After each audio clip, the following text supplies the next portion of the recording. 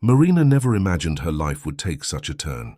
At 22 years old, her hands still marked by clay and her heart heavy with debts that weren't hers, she found herself facing a choice that didn't seem like a choice at all. It was more like a point of no return, a door closing behind her as another opened to a hazy and frightening future.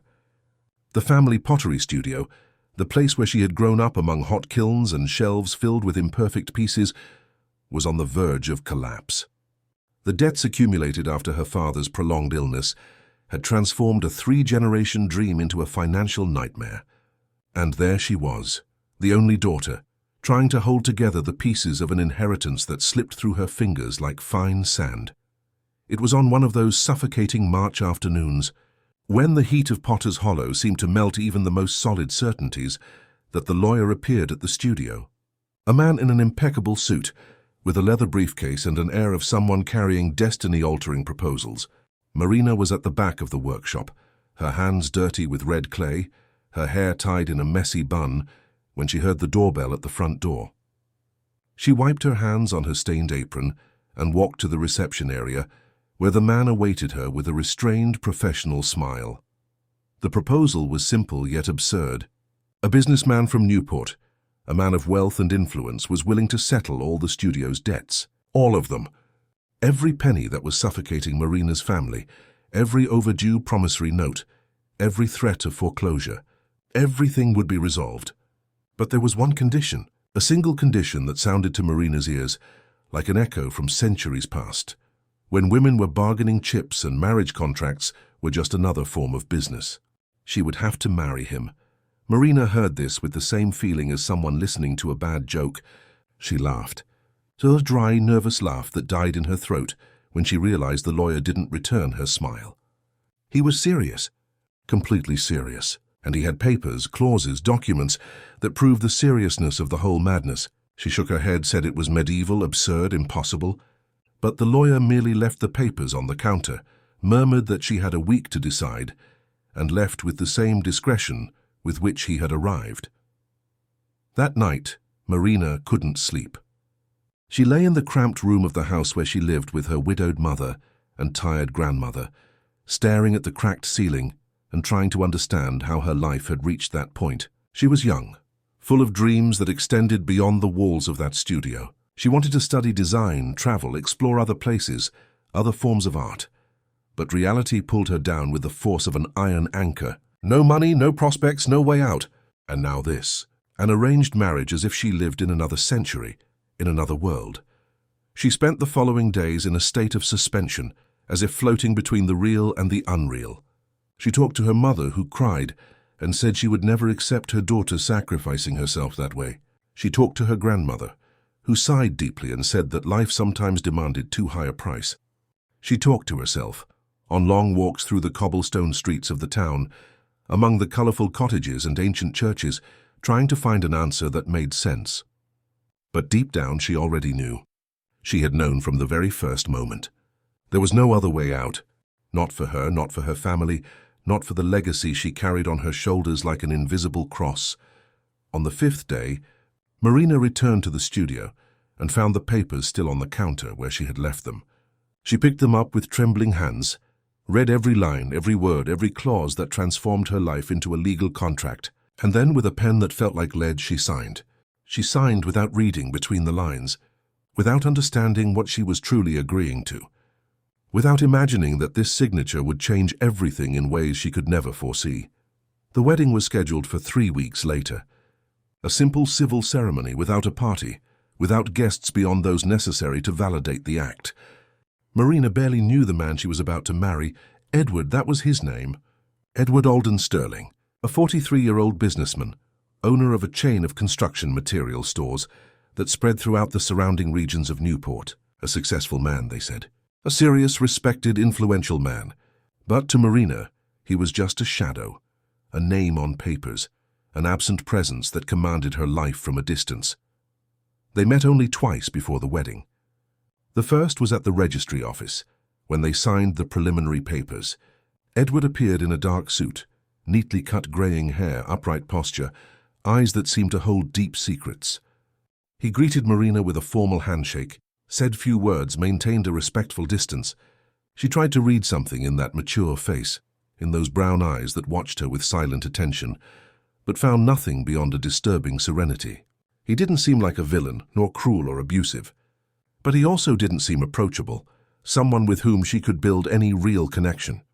The second meeting was even briefer. He appeared at the studio unannounced on a drizzly afternoon. Marina was working on a large piece, a vase with reliefs that required total concentration. When she looked up and saw him there, standing at the workshop entrance, she felt a jolt. He apologized for interrupting, saying only that he wanted to see the place that was so important to her. He walked slowly among the shelves, observing the pieces with genuine attention, delicately touching the edges of some bowls, leaning in to observe the details of a decorated plate. Marina watched him with suspicion, trying to understand what this man truly wanted. He didn't say much. He merely murmured that her work was beautiful, that there was sensitivity in those forms. And then he left, leaving Marina even more confused than before. On her wedding day, Marina woke with a weight in her chest she couldn't name. She put on a simple, light-colored dress without adornments, without pomp. She tied her hair in a low bun, put on the silver earrings that had belonged to her great-grandmother, and looked in the mirror, trying to recognize the woman reflected there. It looked like her, but it wasn't. It looked like Marina, but with a kind of resignation in her eyes that had never been there before. Her mother cried the entire way to the registry office. Her grandmother held her hand tightly, saying nothing, just conveying a silent understanding that spanned generations. The ceremony was quick, mechanical, devoid of emotion. Marina repeated the words the official asked, heard Edward do the same with a firm, clear voice, and then it was done. She was Marina Alden Sterling now, a married woman, a wife, but she felt only like someone who had sold her own freedom in exchange for the survival of others. After the ceremony, Edward led Marina to the car, a black, luxurious vehicle with a uniformed driver. She got in silently, feeling the soft fabric of the leather seats, the smell of a new car, the sensation of entering a world completely different from her own. Edward sat beside her, maintained a respectful distance, didn't try to touch her hand, didn't try to force any intimacy. He merely said they would go to his estate, where she would have time to settle in, to get used to the new reality. Marina only nodded without looking at him, her eyes fixed on the window, watching the city she knew gradually disappear, giving way to landscapes she didn't recognize. The journey lasted almost 3 hours. Marina pretended to sleep for most of the ride, avoiding any conversation, any attempt at connection. She felt like a prisoner being transported, like someone who had lost control over her own destiny. When they finally arrived, it was already getting dark. The car passed through a tall iron gate, drove up a narrow road surrounded by ancient trees, and stopped in front of a house that looked more like a small fortress. Marina got out of the car and stood still, gazing at the imposing structure before her. It was a century-old house, colonial in style, with thick stone walls covered by climbing vines that reached the roof of old tiles. The windows were tall with dark wooden frames, and the front door was massive, carved with designs that told stories of other times. All around, a vast and well-kept garden, with flower beds that exuded sweet perfumes in the night breeze. The property was located high up in an old neighborhood of Willow Creek Heights, far from the tourist bustle, in an area where only a few traditional families maintained their residences. The silence was absolute, almost oppressive. Marina felt a tightness in her chest. That place was beautiful, even majestic, but it had a coldness that made her feel even more distant from everything she knew. Edward opened the door and gestured for her to enter. Marina hesitated for a second, then crossed the threshold. The interior was even more impressive. Gleaming wooden floors, walls decorated with antique paintings, furniture that looked like museum pieces. There was a grand staircase leading to the second floor, and corridors that opened into various rooms. Everything was organized, impeccable, but empty of life. There were no personal objects scattered about, no clutter, no signs that anyone truly lived there. It was a magazine-perfect house, beautiful but soulless. Edward showed her the main rooms, the living room with a stone fireplace, the library with walls covered in books, the spacious and modern kitchen. Then he led her to the second floor, where the bedrooms were. He stopped in front of a door at the end of the corridor and opened it. It was a spacious room with a double bed covered in immaculate white sheets, built-in wardrobes, a large window overlooking the garden. Everything smelled of lavender and cleanliness. Edward placed Marina's suitcases in the corner of the room and said, in a low voice and without looking directly at her, that this would be her room. The guest room. Marina blinked, confused. He continued, explaining that the master bedroom was at the other end of the corridor and that she would have complete privacy. She didn't need to worry about anything. She was free to use the house as she wished, to come and go as she pleased. He would impose nothing. Marina stood still, processing those words. She expected many things from that marriage, almost all of them bad. She expected to be treated as property, as an object, as part of a cold transaction.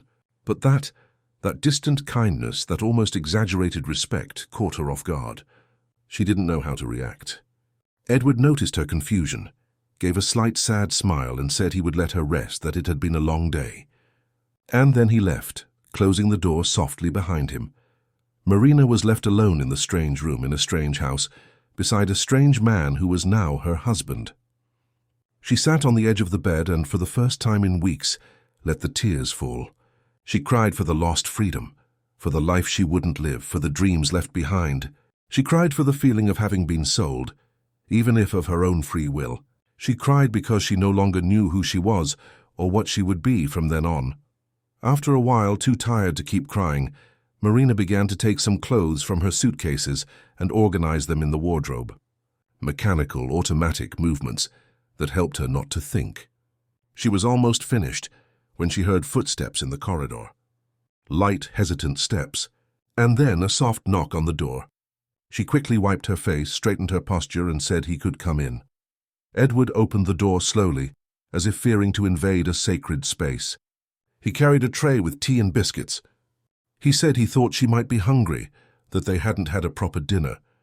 Marina thanked him with a nod, and he placed the tray on the small table near the window. He stood there for a moment, eyes lowered, hands in his pockets, with an air of someone who wanted to say something but didn't know how. Marina waited, the silence between them stretching like a rope about to snap. And then Edward spoke. He spoke in a low, almost whispered voice, but laden with a sincerity Marina hadn't expected. He said he knew the situation was strange, that it wasn't fair, that she didn't deserve to have to go through it. He said he understood if she hated him, if she wanted to leave, if she couldn't bear this absurd arrangement. And then, his eyes finally meeting hers, he spoke the words that would change everything. He said she was free to leave whenever she wished, that the door would always be open, that he wouldn't hold her, wouldn't force her into anything. But if she decided to stay, he promised to show her what it meant to be chosen, not bought. He promised respect, patience, and the chance to build something real if she wanted. If she accepted. Marina was speechless. She looked at this man she barely knew, trying to find lies in those words, trying to detect traps, manipulations. But all she saw was an unexpected vulnerability, a naked sincerity that completely disarmed her. Edward didn't wait for an answer. He merely nodded slightly, murmured good night, and left, closing the door softly behind him, and leaving Marina alone with thoughts that spun endlessly in her mind. She spent the night awake, looking out the window at the moonlit garden, trying to understand what had just happened. This man was not what she had imagined. He wasn't a tyrant, not someone who wanted to possess or control her. He seemed strangely as lost as she was, someone who also wasn't sure what to do with the bizarre situation they had both created. And those words, that promise of freedom, had planted something within her. Not trust, not yet, but perhaps a small seed of hope. Hope that maybe, just maybe, the terrible decision she had made could lead somewhere other than just darkness. When the sun rose on the horizon, painting the sky in shades of orange and pink, Marina finally closed her eyes and slept. And for the first time in a long while, she didn't dream of debts, extinguished kilns, or empty studios. She dreamt of an open door, an unknown path ahead, and the strange feeling that perhaps, just perhaps, there were still choices to be made. The first few days in the house were a strange dance of silences and respectful distances. Marina woke early, her body still conditioned to the studio's hours, and found the house already awake. Edward left for work even before the sun had fully risen, leaving only a note in the kitchen saying there was fresh coffee and bread in the pantry. She walked through the empty rooms like a ghost, exploring the spaces with a mix of curiosity and discomfort. Everything was too organized, too clean, too silent. There was no life in that house, only the cold structure of a solitary existence. The cleaning lady appeared 3 times a week, Mrs. Irene, an elderly woman with white hair and a gentle smile, who treated Marina with an almost maternal delicacy. It was she who explained that Mr. Edward had lived alone for many years, that the house had always been like that, quiet and empty, and that perhaps now, with Marina there, things could change. Marina smiled back, but didn't believe those words. How could a house change when the people inside it were merely strangers bound by a contract? On the 3rd day, Marina decided to explore the garden. She put on a pair of comfortable shoes, tied her hair back, and went out through the back door. The garden was immense, much larger than it appeared from the window. There were rose beds in various colors, jasmine that intensely perfumed the air, an area with fruit trees, and at the back, almost hidden by tall bushes, a small building that looked like a tool shed or something similar. Marina walked over, pushed the wooden door that creaked on its rusty hinges, and entered. Inside, she stood paralyzed. It wasn't a tool shed. It was a studio, a complete ceramic studio with an electric wheel, empty shelves waiting for pieces, a small but functional kiln, and sculpting tools still packaged. Everything new, everything prepared, everything waiting for someone, for her. Marina felt a tightness in her chest. How did he know? How could he have prepared that without ever asking if she wanted it, if she needed it? It was a beautiful gesture, but also unsettling. Had he observed her that much? Did he know her tastes, her needs, her dreams without her having to say anything? That night, when Edward arrived home from work, Marina was waiting for him in the living room. He entered with his tie loosened and visible tiredness in his eyes, but upon seeing her there, sitting on the sofa with her arms crossed, he stopped. He immediately noticed that something was different. Marina asked about the studio in the garden. She asked how he knew, why he had prepared it, what he expected in return. Edward remained silent for a long moment, as if carefully choosing his words. Then he said he expected nothing in return. He said that when he decided to make that marriage proposal, he had researched her, her family, the work she did. He discovered she was a ceramist, that she had inherited that gift, that she lived for the studio. And he thought that perhaps if she agreed to stay, she would need a space where she could continue to be herself. Nothing more than that. Marina wanted to be angry, wanted to feel invaded, but something in those words disarmed her again. It wasn't possessiveness. It was consideration. A strange, perhaps excessive, but genuine consideration. She murmured a quiet thank you, and Edward merely nodded, went upstairs, and disappeared into his room. Marina remained there alone with her confused thoughts, trying to understand this man who had paid for a marriage, but seemed to only want her to be free within it. Days passed, and little by little, a routine began to form.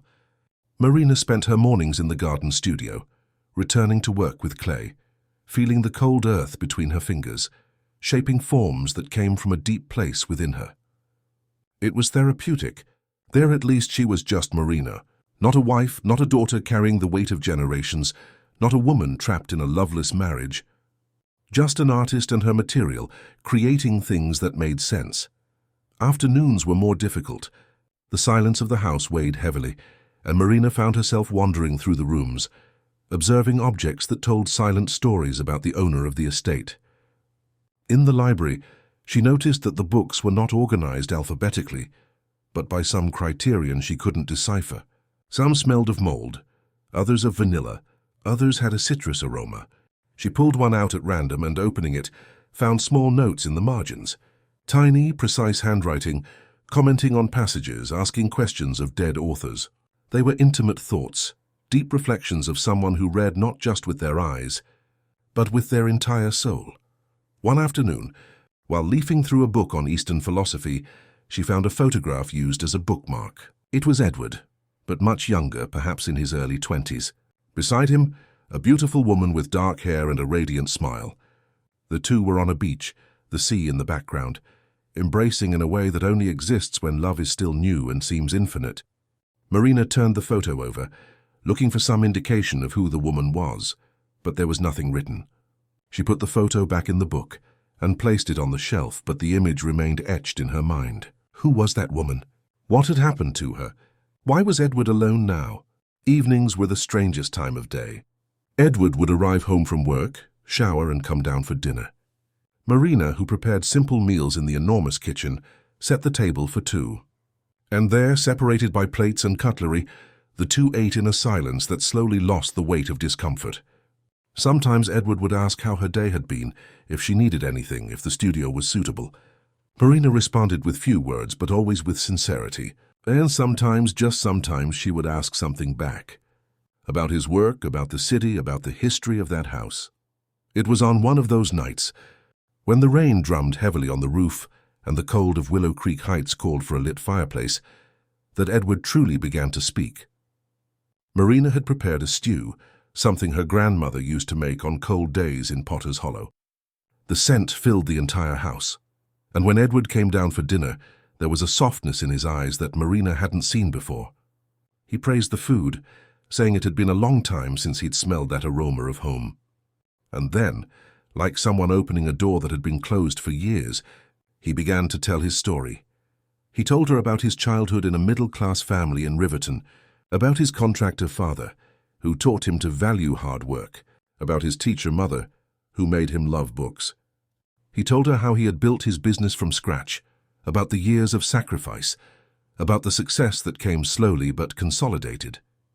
And then, in a slightly lower voice, he told her about the woman he had loved, Beatrice. Her name was Beatrice. They had met in college, fallen in love in that overwhelming way that only happens when you're young and everything seems possible. They married early, lived together for 5 intense and happy years. Marina listened in silence, feeling that she was about to understand something important. Edward continued, his eyes fixed on the coffee cup in front of him. He said that Beatrice had big dreams, wanted to travel the world, see exotic places, live adventures, but he was focused on building his business, on establishing roots, on creating something solid. They began to want different things. Arguments became frequent, and then one day she simply left. She left a letter saying she loved him, but that she could no longer live in that golden cage, that she needed to fly. Edward didn't blame her, didn't pursue her. He let her be free because he loved her enough not to hold her back. Years passed. Edward buried himself in work, built a business empire, bought that enormous house where he lived alone. And then, on a business trip to Dublin, he re-encountered Beatrice. By chance, in a small cafe near the Liffey. She was radiant, tanned by the sun of distant beaches, with incredible stories of countries she had visited. But there was also a sadness in her eyes, a loneliness she couldn't hide. They talked for hours. She said she had flown so much that she had forgotten where the ground was. That freedom without roots was just drifting, that she missed him, the life they had, what they could have been. Edward asked if she wanted to come back. She said yes. They returned together to the United States, tried to rebuild what they had. But it didn't work. Time had changed them both too much. She could no longer be content with routine, and he could no longer fully trust. After a year of trying, they separated again, this time definitively. She went back to Europe, and he stayed in the big house surrounded by silence and regrets. When Edward finished speaking, his eyes were moist. Marina felt something tighten in her chest. It wasn't love, not yet, but it was empathy.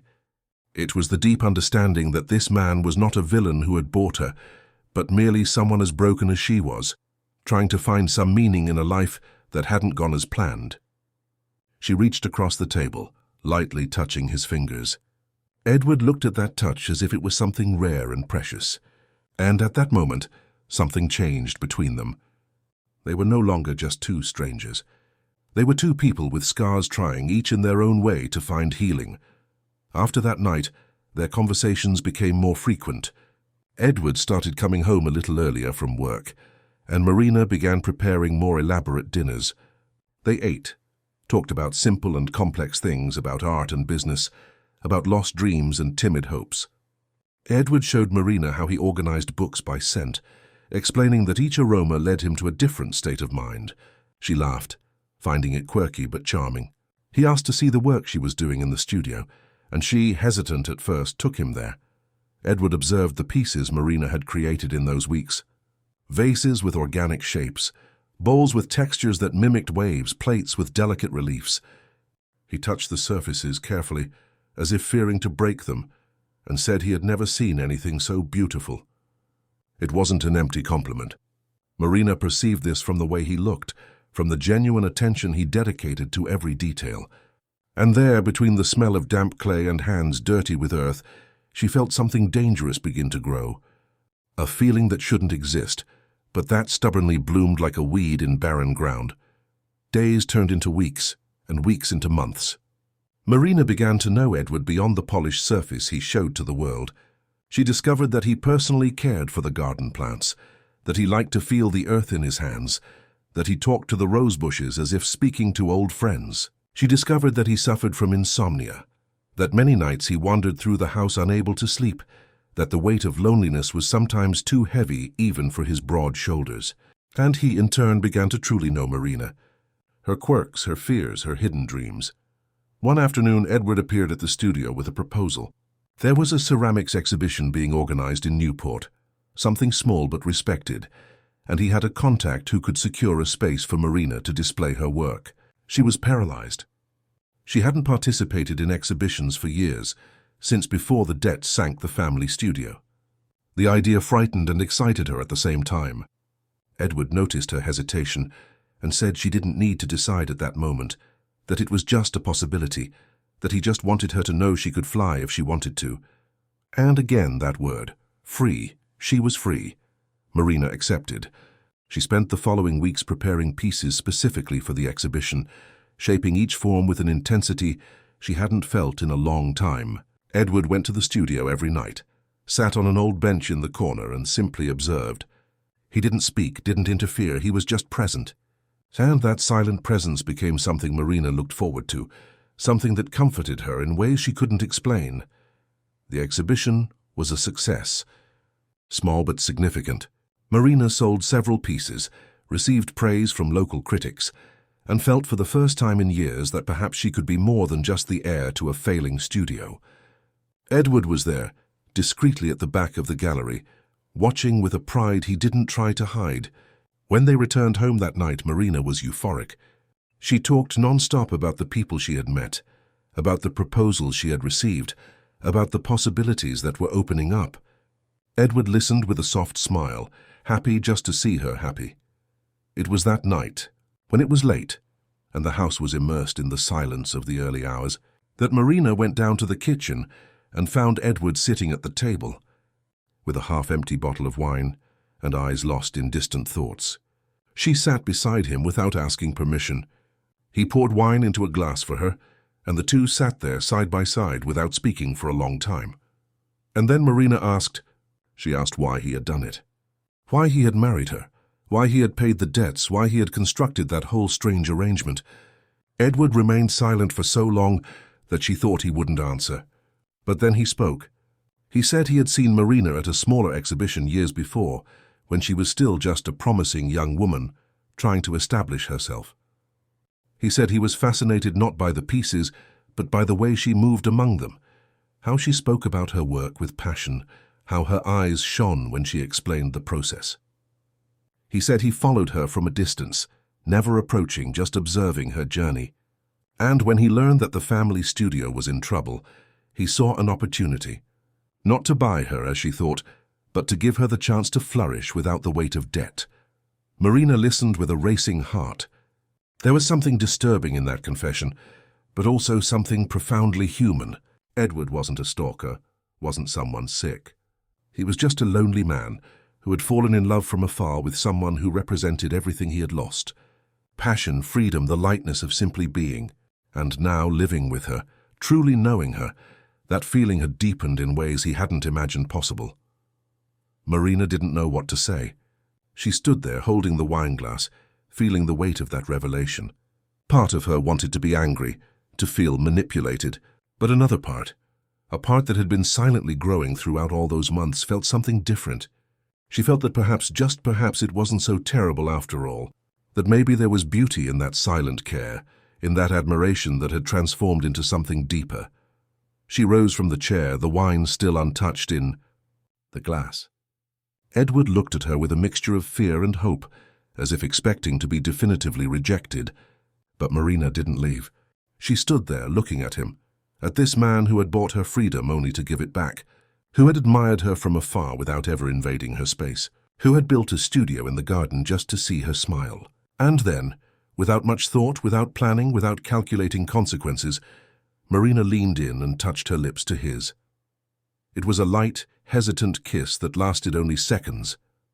But when she pulled away, Edward's eyes were wide with surprise and something that looked dangerously close to pure happiness.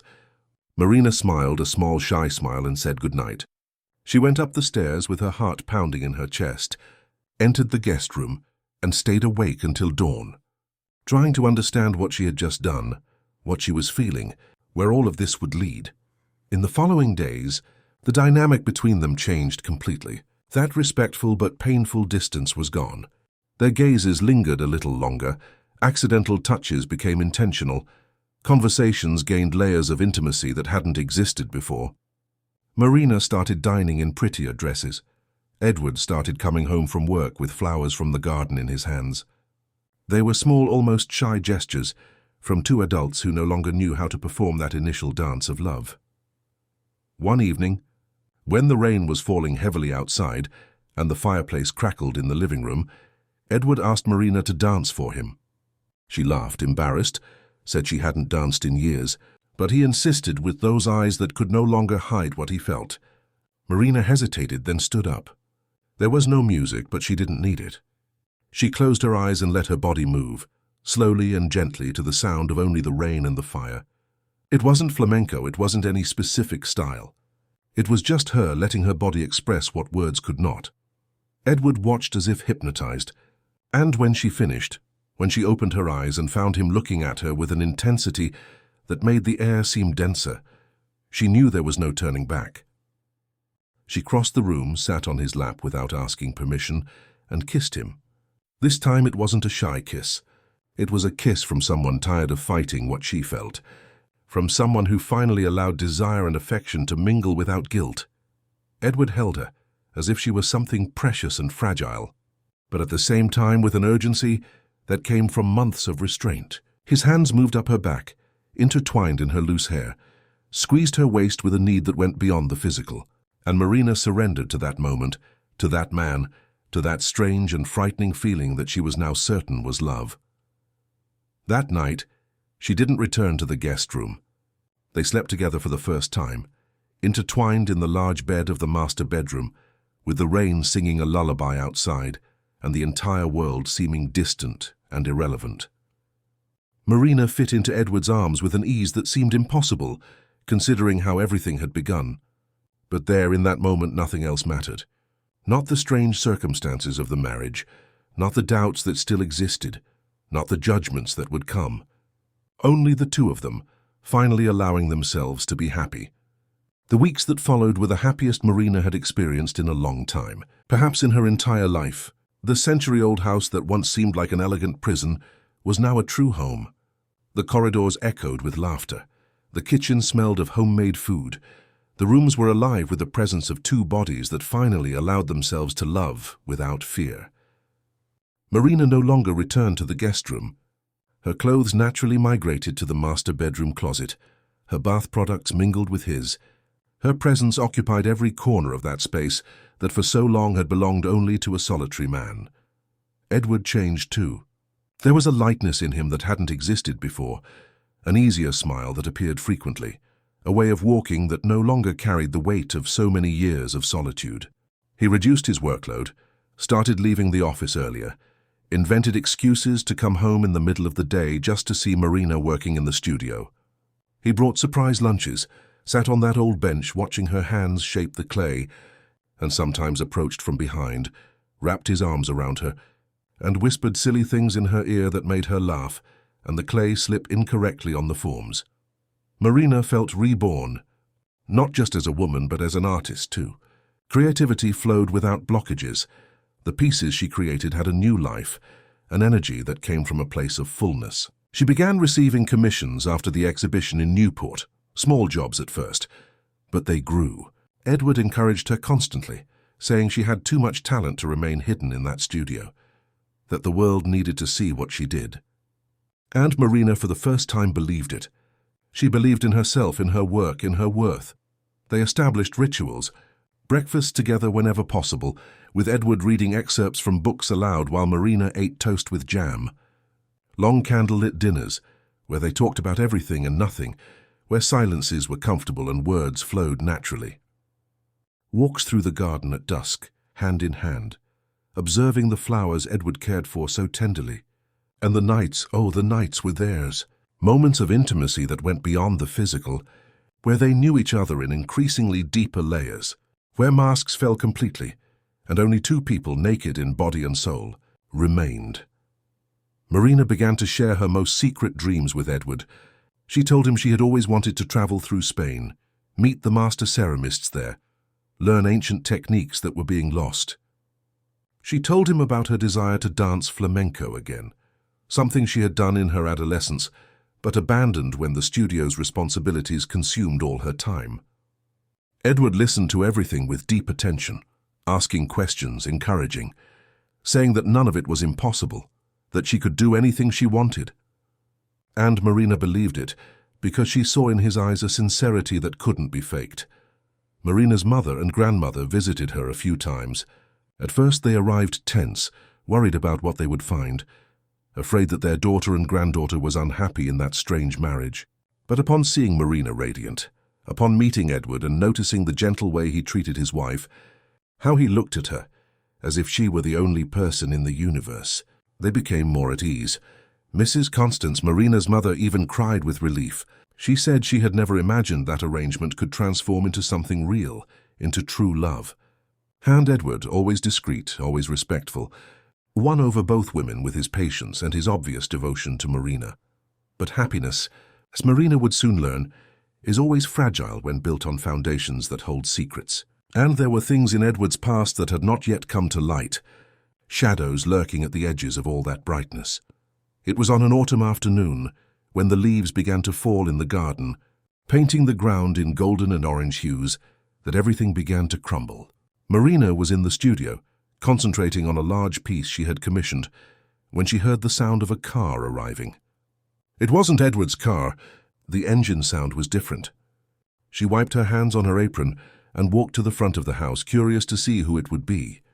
A woman stepped out of a sleek black car. Tall, slender, with dark hair pulled back into an impeccable bun, wearing a tailored suit that screamed sophistication and money. She was around 45, beautiful in a way that time only refines, and there was something in her dark eyes that made Marina feel immediate discomfort. The woman smiled upon seeing Marina, but it was a smile that didn't reach her eyes. She introduced herself as Helen. She said she was an old friend of Edward's, who was passing through Willow Creek Heights on business and decided to pay a visit. Marina, always polite, invited her in. She offered coffee, led Helen to the living room. They exchanged pleasantries, but Marina felt there was something unsaid in the air, something that made the atmosphere heavy. Helen looked around the house with a familiarity that was unsettling, as if she knew every corner, every object.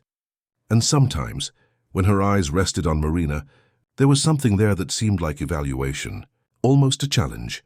Edward arrived home from work early that day and, upon entering the living room and seeing Helen there, visibly paled. There was an awkward moment of silence before he regained his composure. He greeted Helen with excessive formality, asked what brought her there. Helen smiled that smile that didn't reach her eyes, and said she merely wanted to see an old friend. Marina observed the interaction between the two with a growing tightness in her chest.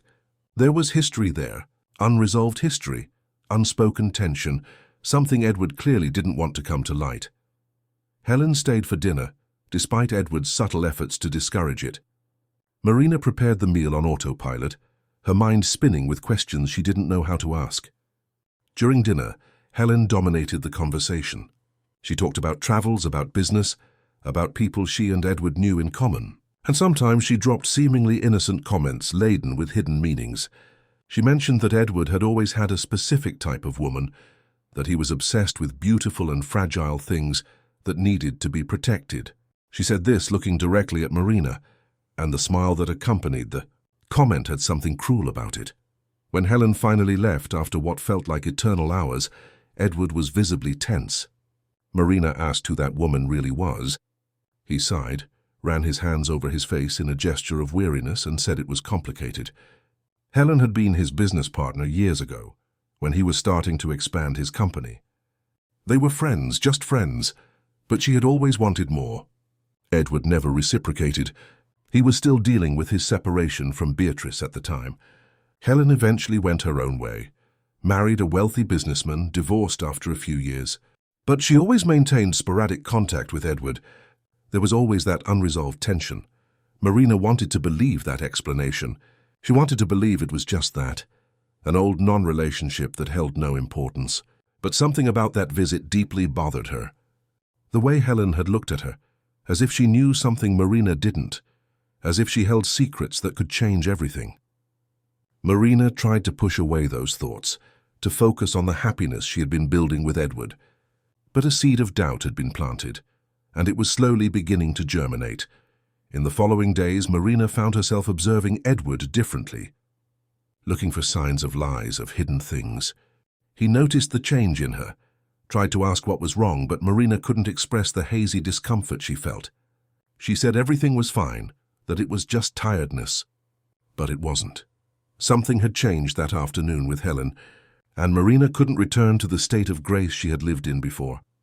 It was on a Saturday morning, while Edward was in the garden tending to the plants, that Marina decided to explore the library more thoroughly. She didn't know exactly what she was looking for.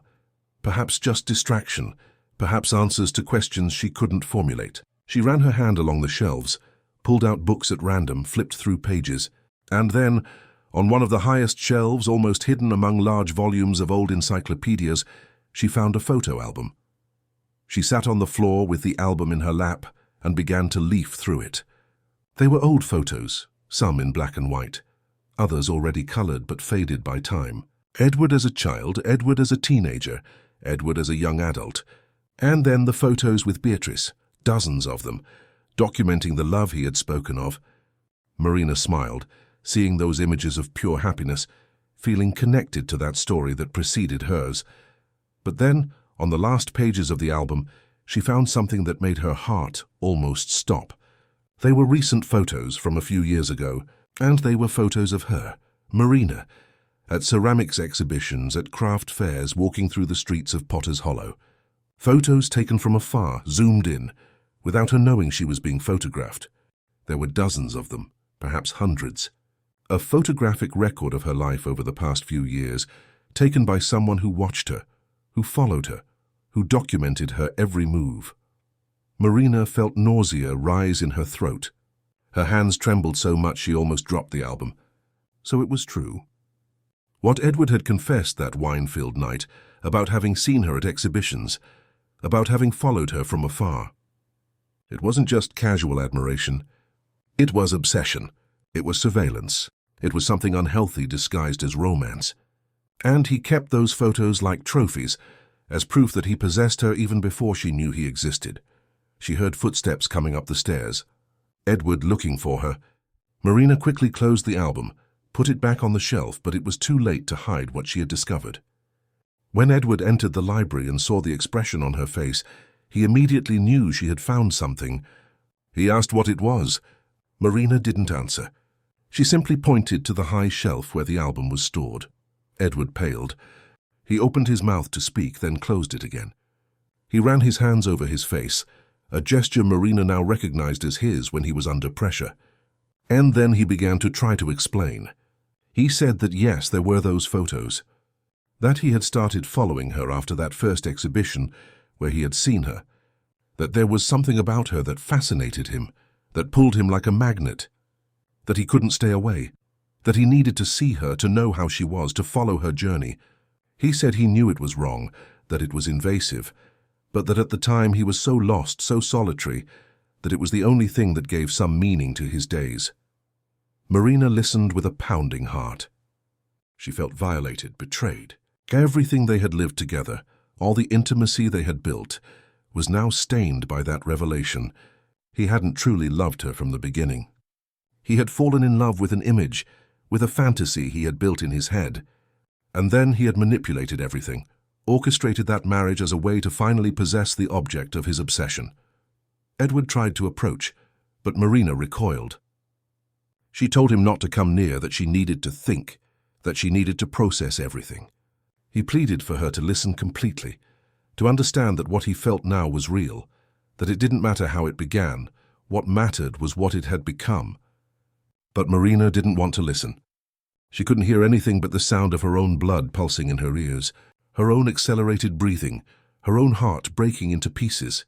She left the library almost running, went up to her room and began throwing clothes into a suitcase. Edward appeared at the door, desperate, saying she couldn't leave, that they needed to talk, that he could explain everything. But Marina didn't want explanations. She wanted distance. She wanted air. She wanted to be mistress of her own destiny again, not a piece on a chessboard moved by someone else.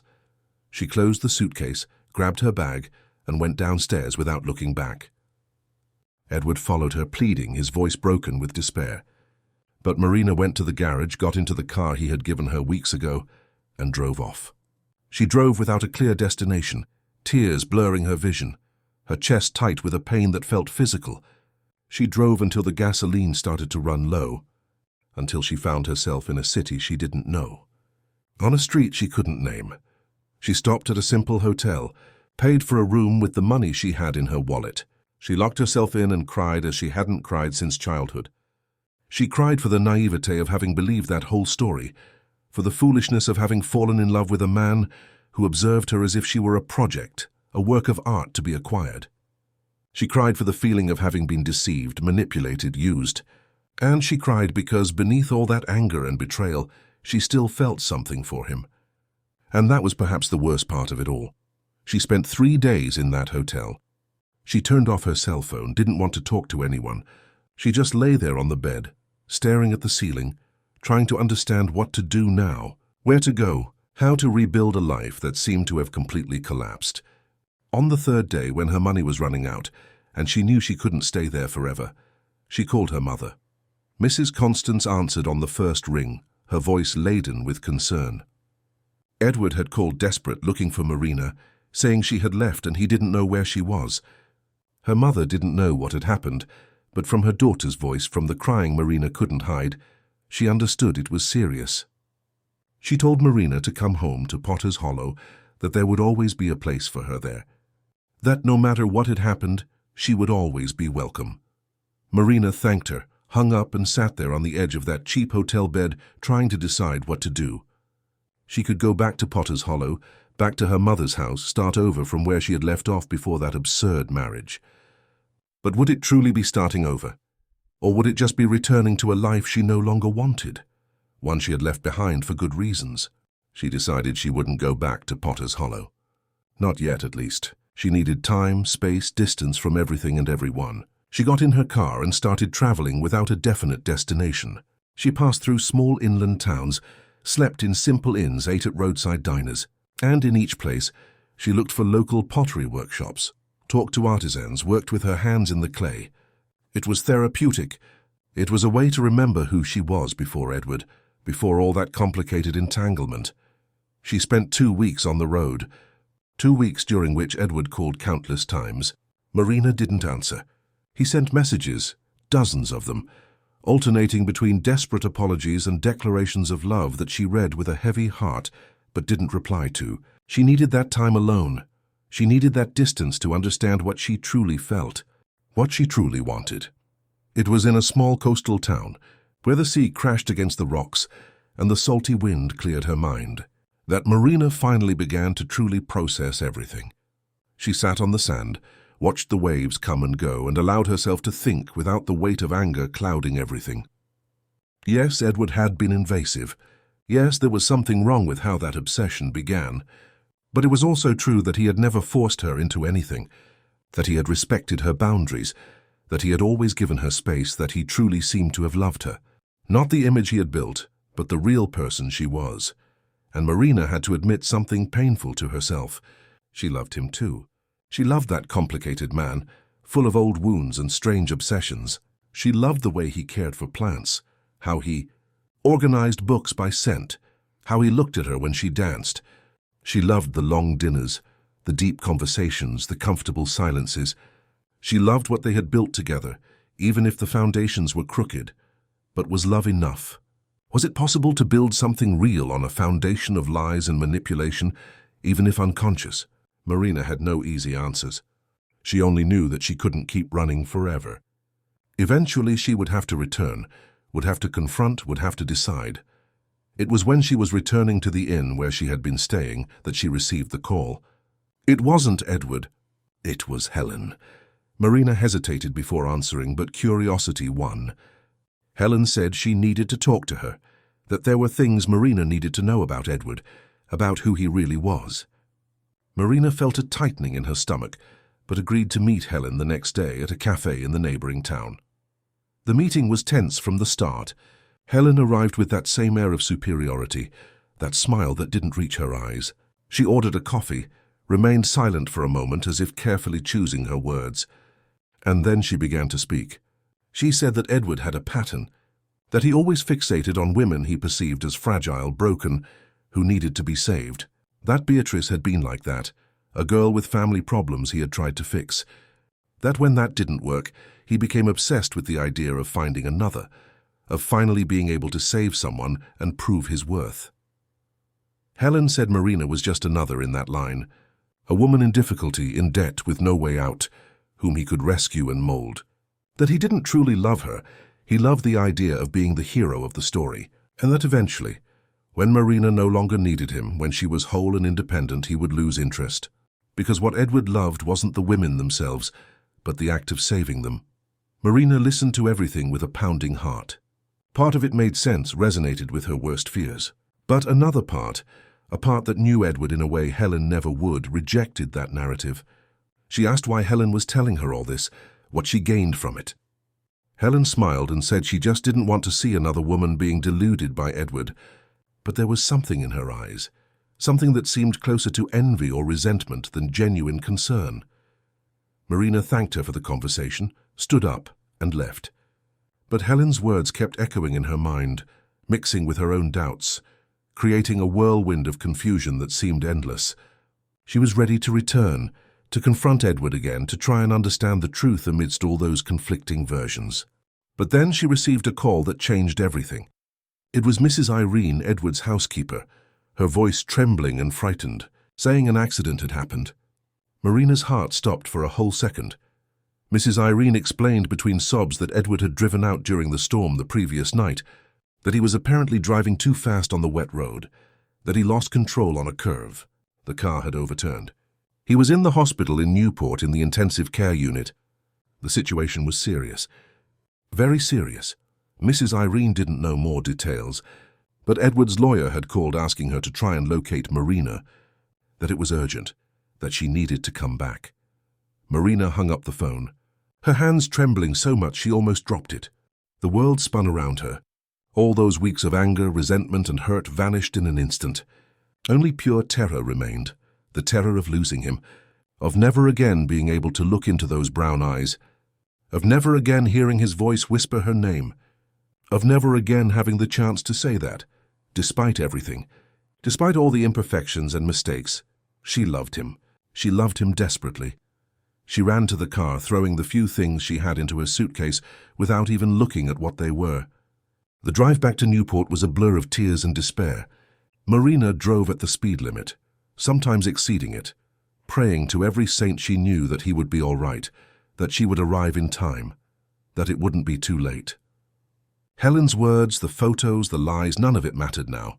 All that mattered was that he was alive, that she could see him one more time, that she had the chance to say everything she hadn't said before leaving. She arrived at the hospital as darkness fell. A large, impersonal building, with that characteristic smell of disinfectant and illness that churns the stomach.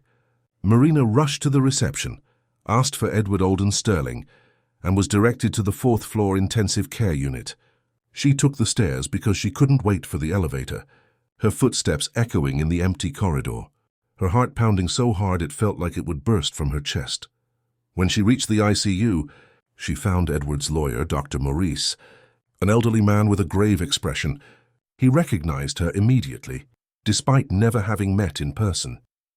He explained the situation in a slow, serious voice. Edward had suffered a traumatic brain injury, several broken ribs and internal bleeding that required surgery. The surgery had been successful, but he was in an induced coma. The doctors didn't yet know if there would be lasting effects, if he would fully wake up, if he would be the same again. It was a matter of waiting, of having faith, of praying. Marina felt her legs weaken. Dr. Morris held her arm, led her to a chair in the waiting room. He offered water, words of comfort, but none of it reached Marina. She could only think of Edward alone in that room, hooked up to machines, unconscious, unaware that she was there. She asked if she could see him. The lawyer spoke with the nurses, obtained special authorization. After all, Marina was his wife. She had the right to be there. They entered the room and Marina had to lean against the doorframe to keep from falling. Edward lay on the hospital bed, surrounded by monitors beeping at a constant rhythm, with tubes emerging from various parts of his body, his face pale and bruised, a purple hematoma covering half his forehead. He seemed smaller, more fragile, so different from the strong, confident man she had known. Marina approached slowly, as if afraid he would disappear if she moved too quickly. She sat in the chair beside the bed, took his hand carefully, trying not to dislodge any of the connected tubes. His hand was cold but alive. She felt a weak but steady pulse. Marina intertwined her fingers with his and let her tears fall freely. She apologized. Apologies for having fled, for not having listened completely, for having let anger speak louder than love. She said she understood now. That yes, what he had done was wrong, invasive, strange, but she knew enough of him to know that it hadn't come from a bad place. It came from a place of deep loneliness, from a man who no longer knew how to connect with people normally, who had built walls so high around his heart that he could only love from a distance, observing, without risking rejection again. She spoke about everything they had lived together, the dinners, the conversations, the silences, the laughter. She spoke about how he had made her feel truly seen for the first time in her life, how he had given her the freedom he promised, even when it would have been easier to hold her captive. How he had supported her dreams without asking for anything in return. She said that was real love. Imperfect, crooked, built on strange foundations, but real. So real it hurt. Days turned into weeks. Marina didn't leave the hospital. She slept in the uncomfortable chair beside Edward's bed, ate when Mrs. Irene brought food, showered in the staff changing rooms when a nurse allowed it. She refused all suggestions to go home and rest. How could she rest knowing he was there, alone, trapped somewhere within his own mind? Marina's mother came to visit her. Mrs. Constance arrived with a heavy heart, not knowing what she would find. But upon seeing her daughter there, dedicating herself to caring for that man with an almost religious intensity, she understood something important. This wasn't obligation. It wasn't a wife's duty fulfilling a role. It was love. True, deep love. The kind that isn't explained, only felt. She hugged her daughter for a long time, said she would stay there with her, that she wouldn't leave her alone in that difficult moment. Marina spoke with Edward every day. She told him about what was happening outside, about the garden flowers that Mrs. Irene kept alive, about the ceramic pieces waiting for him in the studio. She read aloud the books he loved, the ones he kept on the shelves organized by scent. She hummed melodies he liked to hear. And every night, before trying to sleep in that uncomfortable chair, she whispered the same thing, that she loved him, that she needed him to come back, that they still had so much to live for together. On the 18th day, as Marina was reading a passage from a gardening book, she felt his hand move. It was a subtle, almost imperceptible movement, but she felt it. She dropped the book, squeezed his hand tighter, called his name. Nothing. But a few minutes later his fingers contracted again, this time clearly, intentionally. Marina called the nurses, who came running. They checked the monitors, examined Edward, confirmed that he was starting to respond to stimuli. It was a good sign, a very good sign. It took 3 more days until he fully opened his eyes. Marina was dozing in the chair when she heard a faint sound, like a moan. She woke with a start and saw his eyes open, confused, trying to focus. She stood up so quickly she almost fell, approached the bed, held his face gently between her hands. She called his name, tears already falling again. Edward blinked a few times. confusion slowly giving way to recognition. When he finally focused on her, when he saw Marina there with eyes red from crying and a trembling smile on her lips, he tried to speak. His voice came out hoarse, weak but audible. He said her name. Just that, Marina. And then she cried. She cried with relief, with happiness, with gratitude. She held his hand and said she was there, that he was safe, that everything would be okay. Edward tried to say something more, but he was too weak. He merely squeezed her hand back, that small gesture saying everything words could not. Recovery was slow. Edward needed to relearn basic things. His motor coordination was affected. His short-term memory had gaps. His body ached in places he didn't know could ache. But Marina was there every step of the way, helping with physical therapy exercises, being patient when he got frustrated, celebrating every small victory. When he was finally discharged, 2 months after the accident, Edward could already walk with assistance, spoke normally, was almost himself again. They returned to the house in Willow Creek Heights on a day of clear skies and gentle sun. Edward got out of the car slowly, supported by Marina, and stood looking at the century-old building that was his home. He was afraid to go in, afraid that Marina would change her mind now that he was out of danger, that she would remind him again of all the reasons to leave. But she simply intertwined her fingers with his and led him inside. On that first night back, when Edward was lying on the living room sofa with his legs elevated and covered by a blanket, Marina sat beside him. They remained silent for a long time, just looking at the crackling fire in the fireplace. And then Marina began to speak. She said they needed to truly talk about everything. About the photos, about his initial obsession, about Helen and the things she had said. Edward listened without interrupting. When Marina finished, he took a deep breath and began his turn to open up completely. He admitted that yes, it had been an obsession at first, that something about her had irrationally attracted him, that he couldn't stay away even knowing it was wrong. But he said that what he had felt in those first months of marriage had changed everything. That truly knowing her, living with her, discovering who she was beyond the image he had built, had transformed that unhealthy obsession into real love.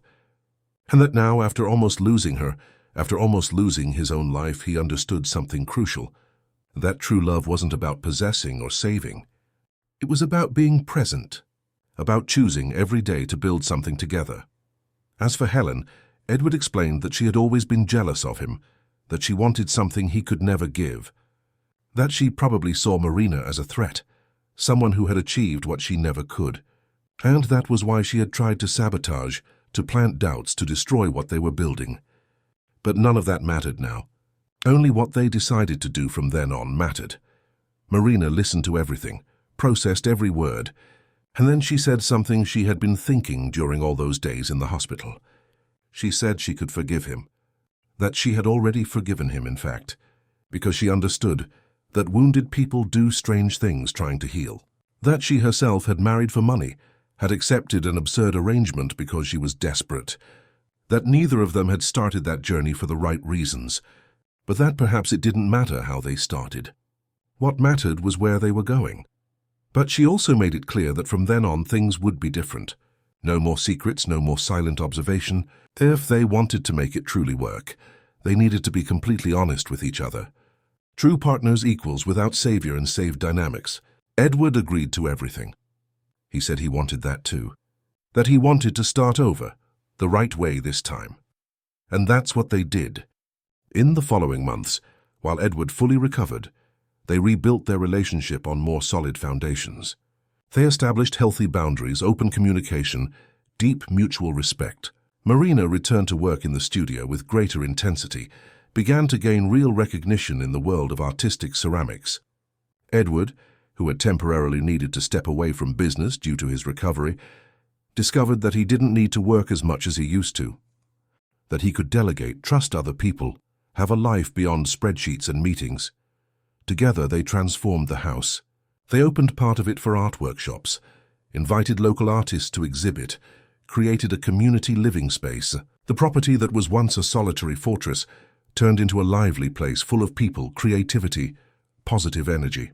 Marina's family studio in Potter's Hollow was also revitalized, not with Edward's imposed money, but with a joint investment where Marina had an active voice in all decisions.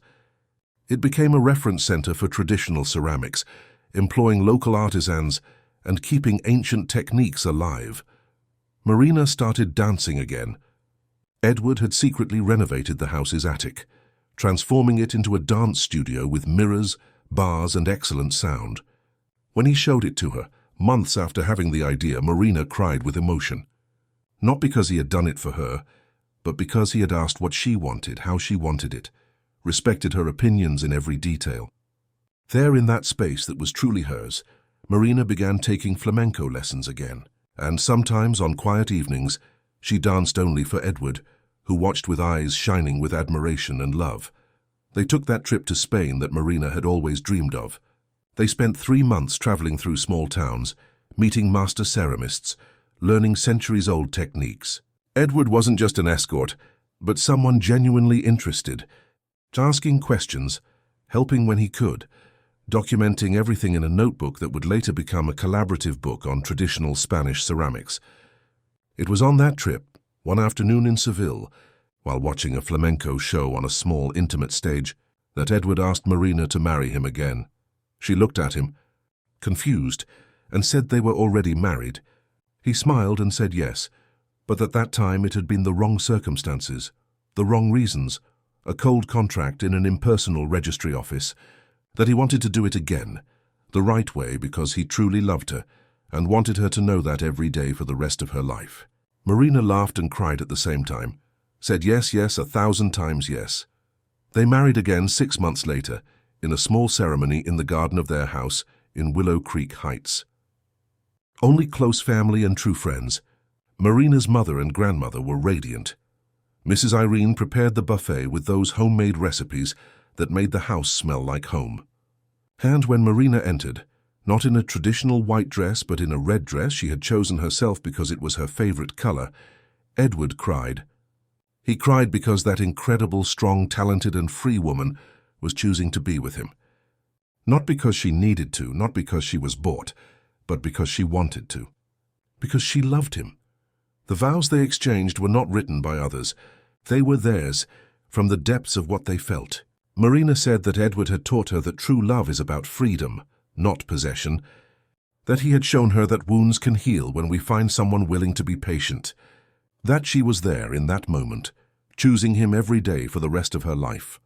Edward said that Marina had saved his life in ways she couldn't even imagine, not just by being in the hospital when he woke up, but by showing him that he could be loved even with all his imperfections, that he didn't need to be perfect, just present, that she was the bravest person he knew, and that he would spend the rest of his life trying to be worthy of her love.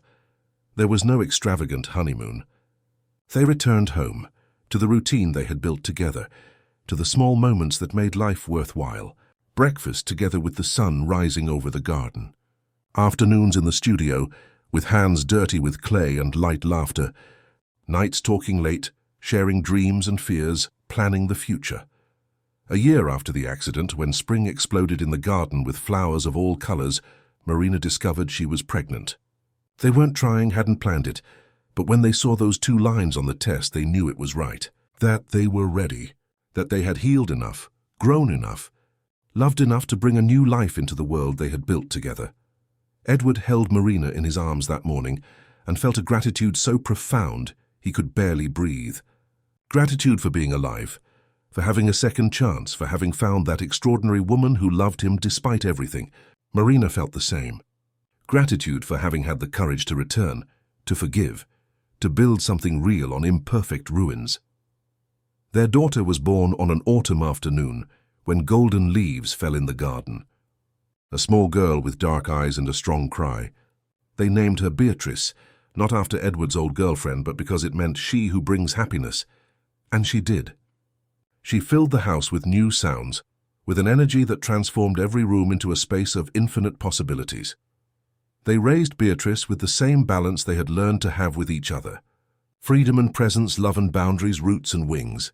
Edward taught his daughter to care for the garden plants, to organize books by scent, to read with attention and care. Marina taught her to work with clay, to feel the textures of the world, to dance when her body called for movement. And together, they taught the most important thing, that true love isn't perfect, but it's honest. That families are built with daily choices, not with ideal circumstances. That scars can become bridges when we find someone willing to cross them with us. Years passed and the house remained alive. The community studio grew, becoming a regional reference. Marina published a book on traditional American ceramics that was adopted in art schools. Edward further reduced his work, began dedicating time to social projects, supporting small artisans and family businesses.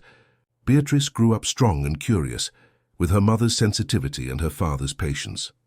On quiet nights, when Beatrice was already asleep and the world outside fell silent, Edward and Marina met in the garden. They sat on the bench he had built years ago, under the soft moonlight, and simply stayed there. Sometimes they talked, sometimes they just hugged in silence. And in those moments, Marina remembered that terrible first night when she had arrived at that house as a prisoner of her own destiny. She remembered the fear, the anger, the feeling of having sold her soul. And then she looked at Edward, at that man who had matured so much, who had learned to truly love, who every day chose to be better. She remembered everything they had been through, the storms they had faced, the bridges they had built over abysses that seemed insurmountable. And she knew with a certainty that came from the depths of her soul that it had all been worth it. Every tear, every doubt, every moment of pain and reconstruction.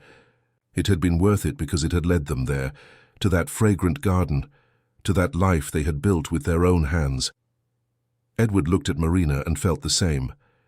He saw in her no longer the image he had observed from afar, but the real woman, complex, strong, vulnerable, magnificent. He saw the fine wrinkles beginning to appear at the corners of her eyes. He saw the hands marked by clay and by time. He saw the woman who had chosen to stay, who had chosen to forgive, who had chosen to love. And he knew he was the luckiest man in the world. It wasn't a fairy tale ending. It was better than that. It was real. It was imperfect. It was human. It was two broken beings who found each other at the worst possible moment, for the worst reasons, and who still built something beautiful upon the ruins. A house that was a home, a marriage that was a partnership, a love that was a daily choice. And when Beatrice grew up and asked how her parents met, they told her the truth. Not the romanticized version, but the real one. With all the complicated parts, all the mistakes, all the imperfections, because they wanted her to understand that true love isn't about finding someone perfect in perfect circumstances. It's about finding someone willing to grow together, to forgive, to rebuild, to choose to stay even when it would be easier to leave. Marina never regretted it. Neither the initial marriage, nor the debts that led her there, nor the difficult choices she made. Because all of that, every crooked step of the way, had led to the life she had now. A life full of art, love, purpose. A life where she was truly free. Not because no one held her captive, but because she finally understood that freedom is not the absence of commitments. It is having the courage to choose where to plant roots.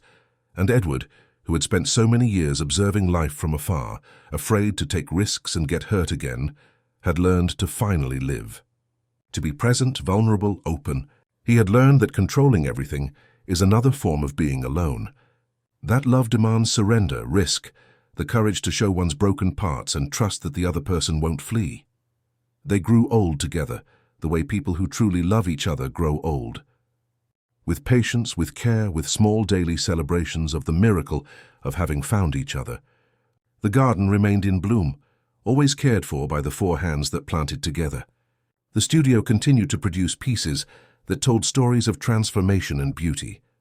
And the house, that house that began as a prison and became a sanctuary, continued to be full of life, of love, living proof that sometimes the crookedest paths lead to the most beautiful destinations. In the end, it wasn't promises, nor grand gestures, nor perfect circumstances that defined their story. It was choice. The choice to stay. The choice to forgive. The choice to build upon imperfections.